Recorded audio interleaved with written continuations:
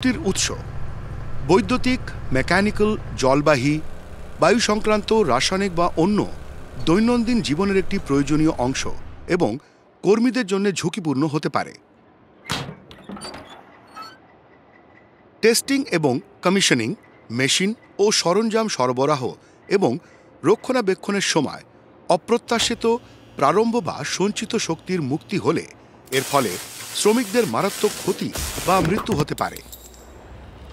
নির্মাণ সাইটগুলোতে কর্মশক্তি সিস্টেমের উদাহরণ জল সরবরাহ, বৈদ্যুতিক নেটওয়ার্ক এবং গ্যাস সরবরাহ অন্তর্ভুক্ত থাকে।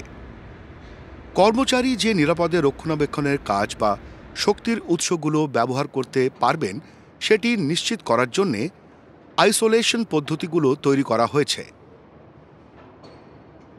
শক্তি এবং প্রাথমিক আইসোলেশন পয়েন্টগুলোর সমস্ত বিপজ্জনক উৎস শনাক্ত করা আবশ্যক।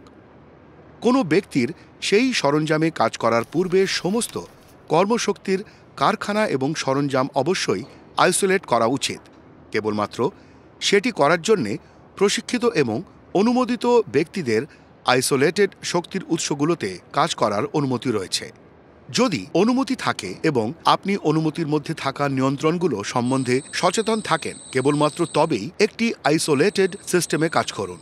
যদি সঠিক আইসোলেশন জায়গা মতো থাকে, কেবলমাত্র তবেই একটি কর্মশক্তির সিস্টেমে কাজ করুন। কেবলমাত্র আপনার নিজের ব্যক্তিগত লক এবং ট্যাগ প্রয়োগ করুন এবং সরান।